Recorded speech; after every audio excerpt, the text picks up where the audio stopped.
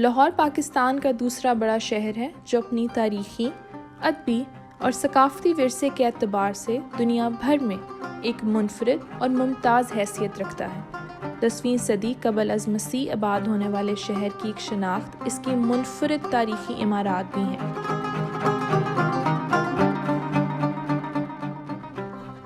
ان عمارات میں مغل بادشاہ اورنگزیب عالمگیر کی تعمیر کردہ عالی شان بادشاہی مسجد بھی شامل ہے۔ صدیوں پہلے تعمیر ہونے والی یہ مسجد آج بھی پورے آب و تاب کے ساتھ اپنی عظمت رفتہ کی یاد دلاتی ہے۔ یہ مسجد کی تعمیر مئی 1671 میں شروع ہوئی۔ اس کی تعمیر میں 25 سے 30 ہزار مزدوروں نے حصہ لیا۔ یہ مسجد 1673 میں مکمل ہوئی۔ بادشاہی مسجد لاہور کے وسط میں موجود ہے۔ اس مسجد کی تعمیر کے لیے دور دراز علاقوں سے نہایت عمدہ پتھر منگوایا گیا۔ اس کی تعمیر میں زیادہ تر سنگ سرخ استعمال ہوا ہے۔ یہاں قیمتی رنگین پتھروں سے مختلف نقش و نگار بنائے گئے ہیں جو بے حد خوشنما ہیں۔ اس مسجد کے بننے کے ساتھ ہی اورنگزیب نے اس کے دروازے کے برعکس شاہی قلعے میں بھی ایک باوقار دروازے کا اضافہ کیا جس کو عالمگیری دروازہ کہا جاتا ہے۔ اس مسجد کا صحن نہایت کشادہ ہے۔ مسجد کے صحن میں وضو کے لیے ایک حوض بنایا گیا ہے جس کی ارد گرد لگا پتھر انتہائی گرمی میں بھی ٹھنڈا رہتا ہے۔ یہ مسجد فن تعمیر کا ایک شاہکار ہے۔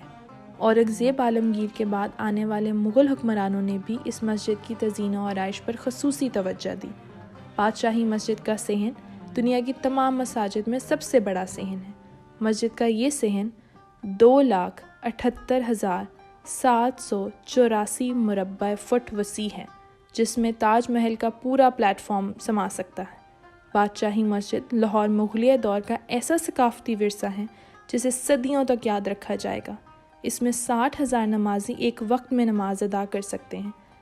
اس کے مینار تاج محل کے میناروں سے 13 فٹ 9 انچ زیادہ اونچے ہیں۔ تعمیر مسجد کی دیکھ بھال اورنگزیب کے رشتے کے بھائی مظفر حسین نے کی۔ مسجد کو اورنگزیب عالمگیر کے حکم پر قلعہ لاہور کے بالکل سامنے بنایا گیا تاکہ بادشاہ کو آنے جانے میں آسانی رہے۔ اس قلعے میں ایک دروازہ مزید بنایا گیا جو عالمگیری دروازے کے نام سے منسوب ہے۔ مسجد میں گنبد کی تعداد 3 ہے۔ مرکزی گنبد 49 فٹ بلند ہے جبکہ دیگر 2 گنبد 32 فٹ بلند ہے، جبکہ گنبد کا قطر 65 فٹ، دیگر کا 51.5 فٹ ہے۔ اصل مسجد کی چھت 7 مختلف حصوں میں تقسیم ہوئی ہے جو محرابوں پر مشتمل 7 گنبدوں سے پائی گئی ہے۔ قرآنی آیات صرف 2 جگہ لکھی گئی ہیں، ایک صدر دروازے پر، دوسری جگہ محراب و منبر کے اوپر کلمہ لکھا ہوا ہے۔ بادشاہی مسجد آج بھی مغلوں کی عظمت کی گواہی اور جاہ و جلال کی تصویر ہے۔ بادشاہی مسجد لاہور کا ڈیزائن جامع مسجد دہلی کے طرز پر ہے جس میں اسلامی، ایرانی، مشرقی وسطی اور ہندوستانی عمارت کاری کے ملی اثرات پائے جاتے ہیں۔ صدر دروازے کی سیڑھیاں سنگ علوی کی ہیں جو سنگ مرمر کی ایک قسم ہے۔ مہاراجہ رنجیت سنگھ کے زمانے میں اس مسجد کا بڑا غلط استعمال ہوا۔ پوری مسجد کو گھوڑوں کا استبل اور اسلحہ خانہ بنا دیا گیا۔ چاروں میناروں کے گنبد توپوں کے لیے استعمال کیے گئے جس سے ان کو سخت نقصان پہنچا۔ انگریزوں نے جب سکھوں کو شکست دی تو مسجد کے استعمال کو بھی بحال کیا۔ استبل اور اسلحہ خانہ قلعے میں منتقل، مگر مسلمانوں سے ان کو خدشات لاحق تھے، اس لیے مسجد کی ایک بڑی دیوار منہدم کر دی گئی تاکہ مسلمان مسجد کو قلعے کے طور پر استعمال نہ کر سکیں۔ 1852 عیسوی کے بعد مسجد کی مرمت کا کام شروع ہوا اور مسجد میں نماز کے اختتام جاری ہوئے۔ 1939 سے 1960 تک اس مسجد میں مرمت ہوتی رہی اور تقریباً 50 لاکھ روپے خرچ ہوئے، یہاں تک کہ مسجد اپنی اصل حالت میں آ گئی۔ سن 2000 میں کچھ مرمت اور تعمیر کا کام دوبارہ شروع ہوا۔ سنگ مرمر کے ٹائلز لگائے گئے اور 2008 میں صحن میں سرخ پتھر کے ٹائلز لگائے گئے۔ یہ پتھر پرانے پتھروں کے مماثل راجستھان، بھارت سے منگوائے گئے تھے۔ 22 فروری 1974 میں دوسری اسلامی کانفرنس کے موقع پر 29 اسلامی ممالک کے سربراہوں نے یہاں پر نماز جمعہ ادا کی۔ مسجد کے صدر دروازے کے قریب ایک چھوٹا سا عجائب گھر بھی ہے جس میں حضرت محمد صلی اللہ علیہ وسلم سے منسوب متبرک اشیاء نہایت عقیدت اور احترام سے رکھی گئی ہیں۔ دراز ملکوں سے لوگ خاص طور پر یہ تبرکات دیکھنے آتے ہیں۔